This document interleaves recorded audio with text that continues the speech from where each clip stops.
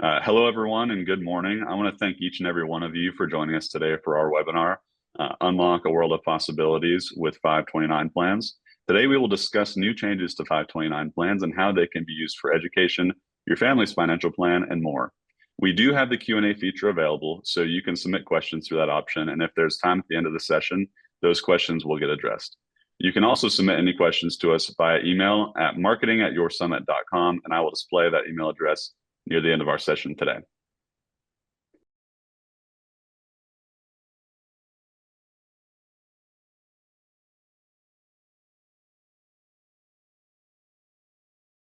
Now I would like to introduce our panelists joining us for the discussion today. Brandon Hansen is a retirement plan counselor at Capital Group, home of American Funds, responsible for retirement plans in the Midwest. He has 23 years of industry experience and has been with Capital Group for 8 years. Prior to joining Capital, Brandon was a vice president at Fidelity. He holds a bachelor's degree in business management from Nebraska Wesleyan University and is currently based in Kansas. Our second panelist, Brandon Schultz, is a senior account manager for Summit. Brandon has 9 years of experience across investment, banking, and accounting industries. With this experience, he is able to bring knowledge to clients in multiple areas of their financial lives. Brandon is client-focused and values educating America's workforce on how to improve their financial lives as well as help them achieve their unique financial summit. He is also a graduate of Bethany College with degrees in business management, finance, and marketing. And now I will pass it over to the Brandon Schultz and Brandon Hansen to get us started. Perfect. Well, there's a lot of Brandons on the call, so we'll just have to be aware of that as we go on. But no, I appreciate that, Matthew. Thanks for kicking us off. And in all reality, I think 529 plans in general are certainly a topic that are important, although not really talked about, especially I think in the financial wellness world as much as they probably should be. There's a lot of questions about just the product in general and how it functions and how it works. So we're going to try and address some of those questions today. And really 529 plans in general have become more and more valuable as the years go on. The rules on them have changed, and so we're going to touch on quite a few of those today on why 529 plans in general have become so strong over the last decade. I can certainly say from experience, the 529 or college savings plans in general can be extremely valuable. As when I went to college, my parents basically said, whatever you don't pay for yourself with your scholarships, whether it be athletic or on the educational side or working, will pay for and cover the rest. And that was such a huge benefit for me. It was such a huge benefit actually for me and my sister to be able to go to school. We both worked hard throughout school, but we were able to come out of school with very little to no debt because of the fact that my parents had saved for our college. And we were able to start life without that lag of debt, and it was such a huge help. So I'm a big proponent of college savings, and 529s are really the best way to do it. However, I certainly know, and Brandon, I'll kick it over to you here on this. I don't necessarily think college is going to be the same price that it was even when I went to school, and I'm not that old, even though we were talking about I now have almost a decade of work experience, and that's starting to feel old. But college certainly isn't going to get any cheaper. Could not agree more, Brandon. And thank you, by the way, for having me. Matthew, thank you for that warm introduction. It's great to be here. And to your point, Brandon, I share a very similar passion for this particular product. I'm an investor, and sadly, I know I look a lot older than I am. I graduated from Nebraska Wesleyan, which I'm sure nobody has heard of on the call, and that's fine.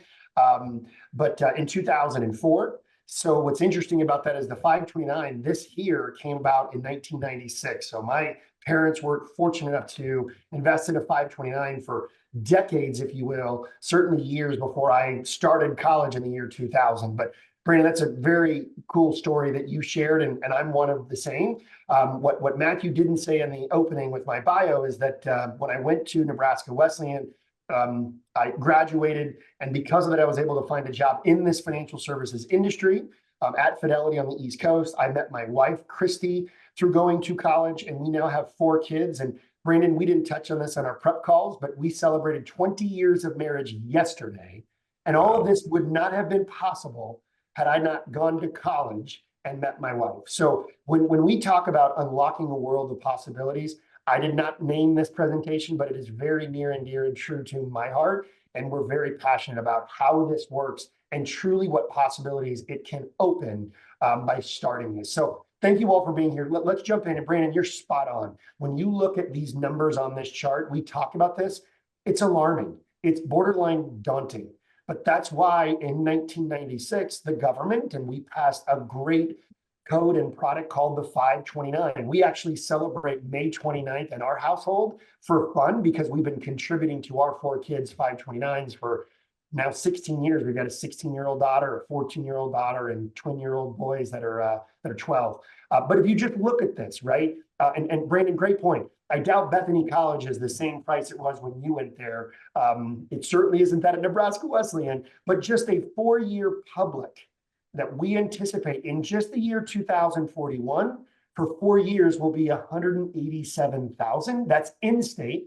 The next chart right there in the middle, an out-of-state 4-year public is estimated to be $258,000 for 4 years. Now, all full disclosure, I hope these estimates are wrong. I hope they're overshot, but this is putting on, as you see at the disclosures down there, about a 5% a year growth on the cost of college. So very, very difficult to manage, but with the help of 529 and compounding interest and working with a great advisor team like Summit, then I think this can certainly be tackled and even accomplished and exceeded then too.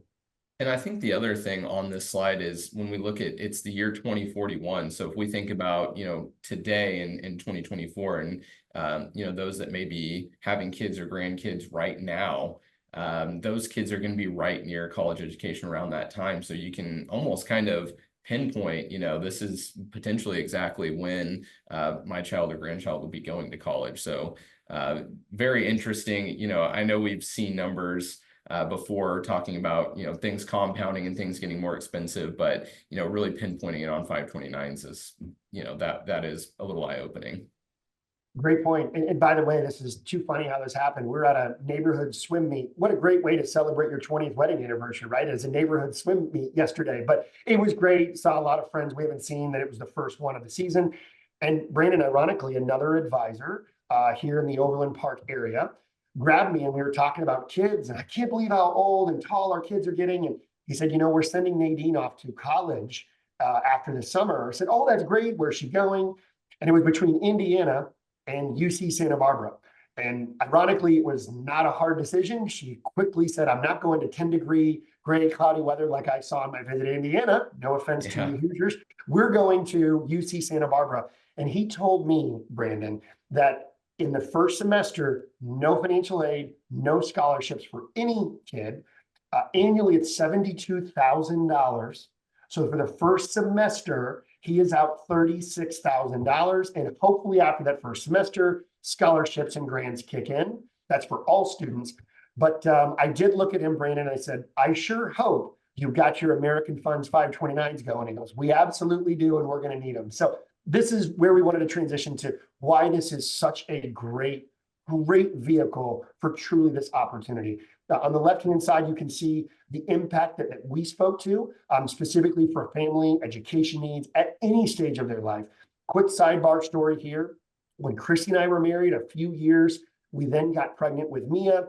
We knew that there were some really unique strategies. So we opened up the 529 to where I was the owner, Christy was the beneficiary before we had Mia. Now, she was pregnant. We didn't have a social or a name.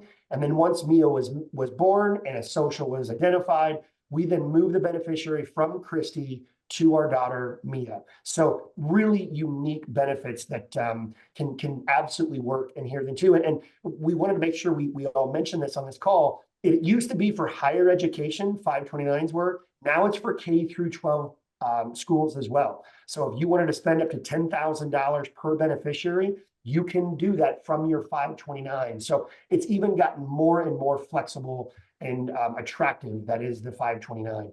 In the middle, you talk about tax advantages. This is really, really important. We'll show a slide here in a moment where it talks about how compounding interest, but in a qualified account, how great this truly can be. And then lastly, this just makes sense. If you were to sit down with a Brandon or a member of his team, they're going to talk about kids. We're going to talk about financial planning and how this can truly derail not just yours, but your children and your grandchildren's financial plans. So some really unique, which we'll get into a moment, but this is why the 529 was born and is such a truly great vehicle.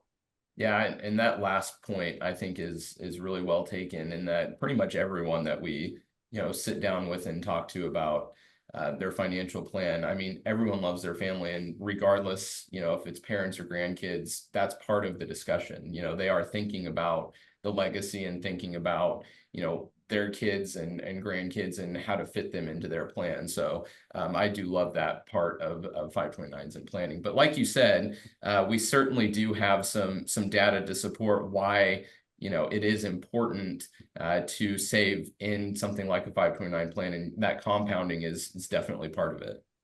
Yeah, great point. And as you can see here, thank you for loading this. If your goal was to save $25,000, whether it be for your child's first year or maybe just 4 years, maybe we can't get to every goals are different. Every challenges are unique. If we wanted to just save $25,000 towards a beneficiary for college, that's saving $208 a month for 10 years. That'll get us to that goal of $25,000, which is great. Well, imagine we didn't go down this path. We didn't sit down with a Brandon. We didn't know about a 529, and we just started to borrow. And we borrowed that money. The unfortunate part, at a 6% interest rate, hopefully not too aggressive, too conservative, right there in the middle.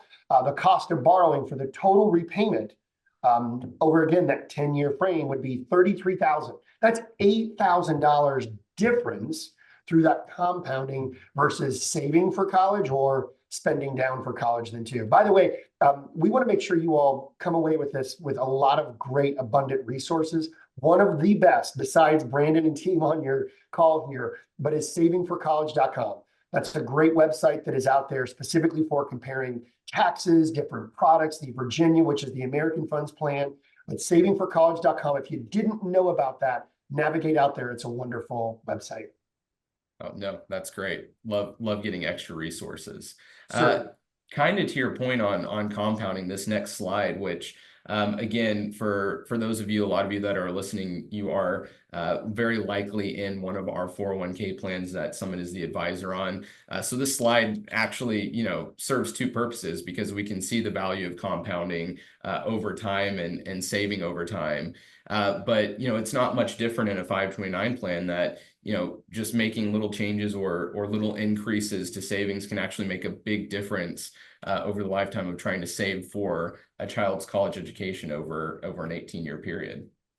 Yep, great point. And that's what you see here, right? I mean, I think if you were to do this on your own without the likes of, say, a 529 where you have that tax deferred growth, you can see the differences in that taxable account in the gray versus the blue. And it absolutely makes a huge difference on just that compounding, say over 18 years. So date of birth before they go off to college, as an example, that's a $17,000-ish difference by doing it on your own outside of the 529 and say a taxable account, you're just saving for college that way, versus an actual account that is targeted for education costs and changing those lives. And by the way, we're going to get into a few more of the benefits of a 529 here in a second. We just wanted to underscore the mountain of debt, the rising cost of college, and how there is a specific vehicle for this with an immense amount of flexibility. Absolutely. And I think, yeah, flexibility is definitely, been the big topic, I feel like, over the last decade on 529 plans, because they have really opened up the world of what you can do with 529 plan, and also, who can invest in it. I think that's one of the, the next couple of slides really touch on, I feel like, the main questions that I get asked when we talk about 529 plans with clients. And that would be, who can contribute. So I think there's a lot of idea that, only the parents can contribute, or, it's not very open. But in all reality, it is a family thing to save for college, and you can make it the 529 plans a family plan as well, essentially. So Brandon, great point. I'm going to tell you my back to my brief story I mentioned at the outset, going to Nebraska Wesleyan, getting a degree in 4 years, and that really starting my life with marriage, with job, with kids. It's said differently. My college experience was the big experience for me in my life. And we knew this. So when we were the first of our siblings, my wife has 4 siblings. I have a brother. So we said we were the first to start having kids. We're going to take this same vision and we're going to help it with others. So when Christy's brother in California had their first child, we sent them paperwork and a $500 check and said, we would love for you to open up a 529 plan. Going to college, getting a degree made a huge impact on our lives, and we hope it does with Emmy. We then did it with Theo, and then we did it with my brother's side, and then the other siblings on Christy's side then too. So it got expensive, but I can just tell you it's something that we wanted to do. We were passionate about. And Brandon, you're absolutely right. We are uncles, we are aunts, and we did this with our nephews and our nieces. But the other side of this is, and this is probably the most beneficial part of the 529. And let's think the most common on the left here is the parent. They are the owner. You think of the opposite of the 529, but saving for education is a UGMA, an UGMA, or an UPMA. Yes, the parent is the owner, but the beneficiary is the child, meaning when they reach age of majority, they take ownership of those assets. In most states, that's 18 years of age. Within a 529, let's imagine in our case, Brandon and Christy are the parents. We're saving for our children. When Mia reaches age 18, if for whatever reason, she doesn't need that money, she doesn't go to college, she gets a scholarship, and we haven't used those dollars, we still are the owners of this account. We can then change the beneficiary to Macy if we didn't have an account for her. We can move it to a niece and nephew. If Christy or I wanted to get our masters, we could do that. And there's even control to take the money out. If it's not a qualified expense, you will pay a 10% penalty, and any earnings tax that you have, taxing on the earnings, but you still have that great flexibility if you did want to pull that out. So incredible flexibility that, yes, it's for education, K through 12, think private, think higher education, colleges, trade schools. We'll get to this in a moment, but there is flexibility in who you can contribute, who you can move it to, and ultimately still maintaining control of that account. No, that is a huge deal. And yeah, the next slide will definitely be talking about flexibility. But I just wanted to mention, I also am that uncle. I do not buy presents for my niece and nephew. We contribute to the 529 plan. I'm happy with being that lame uncle that doesn't actually bring a gift. Because in a few years they're gonna definitely thank me for it. But I've certainly taken on that role. I think it kind of just fits the bill as the financial advisor and the family being the strange guy that doesn't give the gifts but contributes to the 529 plan. So I always think of it, they don't. I go to my sister and brother-in-law's house. I'm like, they don't need any more toys. They're not going to remember my toy that I give them. It's just another thing that they have to clean up. So I feel like it's definitely better. But looking at the flexibility part, and this really is, in my opinion, where I get the most questions, the most confusion, and the most apprehension, I would say, about 529 plans, because people that I talk to are actually legitimately worried. What if I'm paying for something or using the 529 money for something that really isn't a college expense? What do I do? And pretty much my answer is, does it have to do with their college? Then it's covered by a 529 plan. That's pretty much where we're at. Great point. Absolutely. It's incredibly flexible. I mean, I like the first column. I think most of us know. And by the way, if we don't get this to you, take a picture of this slide. You're right, Brandon. This is a very sometimes confusing. But what I love about this is it's not an exhaustive list. There's so many other ways you can save and use a 529 for those qualified expenses. But left-hand side, what's new, relatively new, is that private K through 12 school tuition that you can use it for. Again, it's up to $10,000 incurred during that taxable year per beneficiary, but that's new, which is great. And it's not just those public and private universities and colleges. You see community, you see theological seminaries, really neat opportunities. But the second column, not just on campus, but off campus housing up to the cost of what on campus cost would be. So incredible flexibility there then too. Of course, books and supplies, computers, student loan debt that's already outstanding. You can move that to pay for that then too.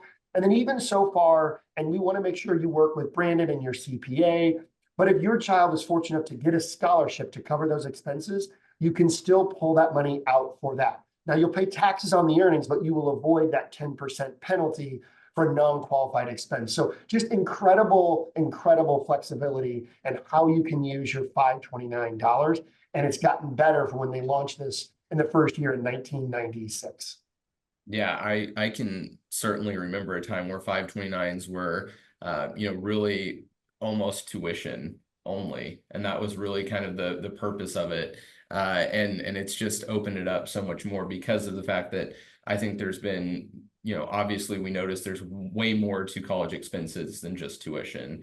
That's in fact becoming, it is a large part, but when we start thinking of, housing, room and board, technology, computers, incredibly expensive to have to cover. So the fact that 529s cover that is big. But, flexibility, you've already kind of touched on the fact that there's a ton of flexibility. Again, looking into, art programs, vocational trade schools, and expenses that go along with those things can be covered. But, you've talked about, and one of the other questions I tend to get a lot is, well, what do I do if our child doesn't actually go to school and we don't end up using the money? You've hit on a couple of things. You can change beneficiaries to, maybe a younger child that, hasn't hit school age and might be going to school. Other family members, if you have student loan debt outstanding, you can change it for that. But one of the new laws that have really come into effect, and again, one of I think the last pieces that was causing, people to maybe look elsewhere than a 529 to save is that you can actually now convert a portion or all of, depending on the dollar amount of a 529 plan, to a Roth IRA for the beneficiary. And as long as it meets certain rules that I'll go through here in a moment, but this came out of Secure 2.0. Huge provision, continued just to make 529 plans more and more valuable to families. But some of those conditions to convert to a Roth IRA, the 529 plan must be open for at least 15 years. Of course, the money in there for it has to be open. 5-year rule still exists. The beneficiary must be the owner of the Roth IRA account. So that would mean, the child would have to be the Roth IRA owner. It's not some sort of a tax shelter for the parents to say, okay, well, I'll open a Roth IRA for myself and move all the money in. No, it's got to be for the beneficiary. Of course, the beneficiary must have earned income in that year. So in order to move the money into the Roth IRA, they must have earned income. But the cool thing about it, I think, is that you can do it over multiple years. And so the max that you can put in, I believe, is $35,000. So the way that you might think about it is, let's just say your child doesn't end up going to any sort of higher education after high school, goes straight into the workforce, has earned income. You can put in $7,000 because that's the current IRA, Roth IRA contribution limit in 2024. You can put $7,000 per year into that Roth IRA for the child. And so over the next 5 years, continue to do that. And then you give your child, a Roth IRA with $35,000. And that can help them in so many different ways. Down payment on a house, covering some sort of, random expense that may come up in life that they don't need to take a loan for, or just a really early jump on retirement savings that most, kids may not have. So huge benefit there. And really, I love that they passed that in Secure 2.0. Yeah, Brandon, I know you're going to get into the amounts that we can contribute here next. So just one last comment. It's just to remind folks on the call how powerful this 529 is, right? Was originally meant for higher education. To Brandon's point earlier, we now can do this for K through 12 private school. So that's broadened out the benefits of this vehicle. And now through this new provision of Secure 2.0, what was meant to be for higher education can now go into their retirement IRA, their Roth IRA. So just can't underscore enough the flexibility. And remember, when you invest in this 529, and Brandon, in a moment, we'll talk about the amounts that you can do and the limits, but that for a lot of states that you live in, and mine in Kansas, we get a deduction, we get a benefit for contributing to our 529 in the state of Kansas on our state income tax return, which is amazing. And then those dollars will compound through great investments. And at the end of the day, for those qualified expenses, it's growing tax-free. All about compounding. And again, we've got an account for me that's been there for over 16 years, almost 17. It's growing tax-free potentially. So just a wonderful way to save from a tax advantageous way, compounding interest. It's just an incredible, incredible benefit. So Brandon, I know you're going to get into the limits here now. Yeah, absolutely. And I think that's really the last piece of what we wanted to cover today, is that, you know, we talked about all of the benefits. We've talked about the flexibility. Of course, I think everyone knows why it's important, but this is a major part of planning for people, and there's a couple of reasons why. So again, you can see the total amount, $17,000 a year, $34,000 for married couples. That keeps you under the gift tax, consequence there. The other part of this, and we'll kind of get to on the next slide as well. But if you have someone that's planning for succession, and usually we're probably thinking about grandparents here, that want to see their money used or see their money doing something before they, as morbid as it is, pass away. That's a request that we hear a lot. It's great, I want to leave a legacy, but it would be nice to see my legacy left while I'm still alive and see the benefits of that. You can also have someone contribute up to $85,000 a year, $170,000 for married couples, under a special rule that you can kind of combine all the years into one, past years into one. And so that's huge. That is a huge benefit if you're looking at, leaving a legacy, but you don't really know what to do with it while you're still alive. This is a great way to do so.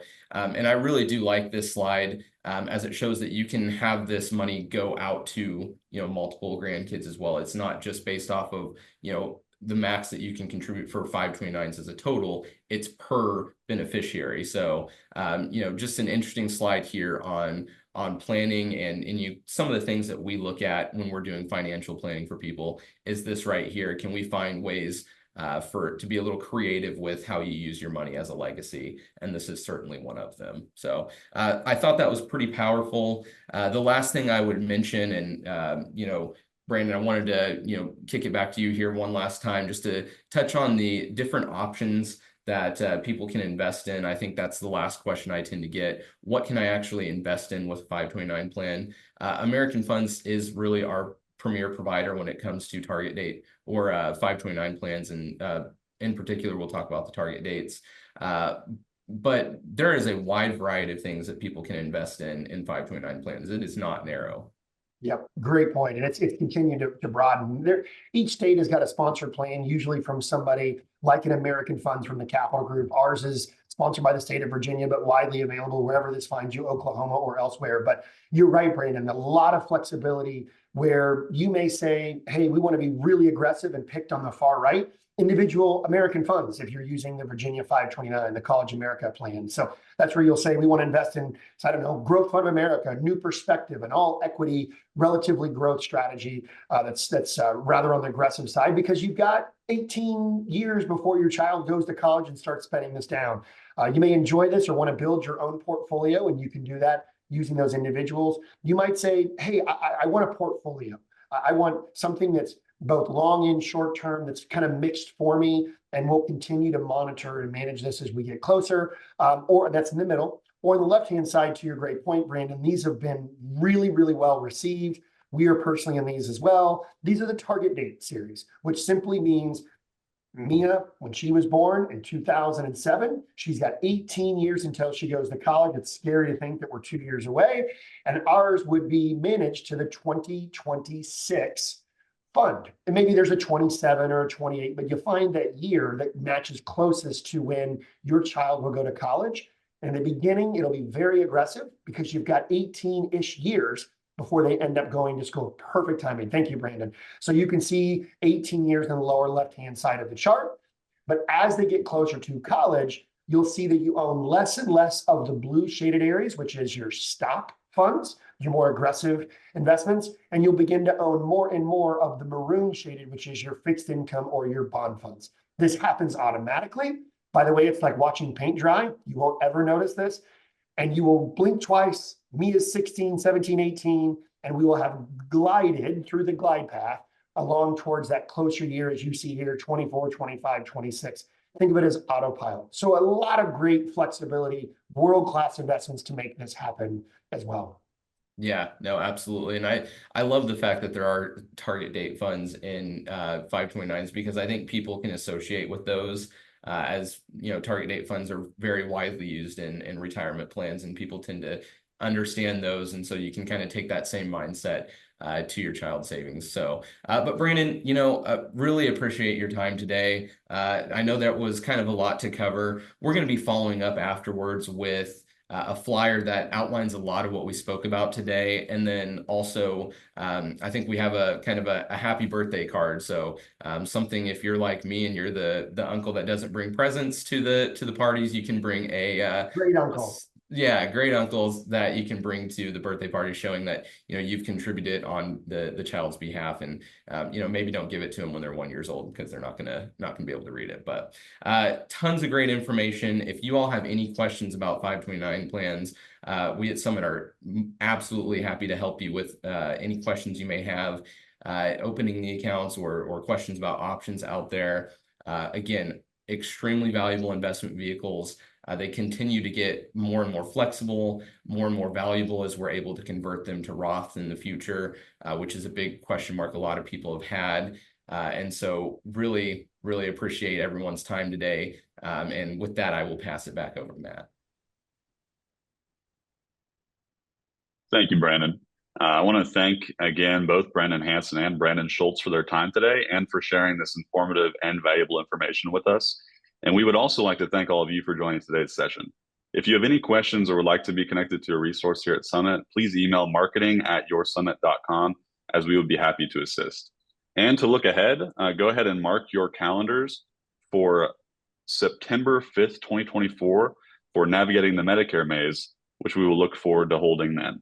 And you guys also please be sure to follow us on social media to stay up to date on market trends, legislative updates, and tips and tricks to help you pursue your retirement goals. As always, thank you for joining and letting us help you reach your summit.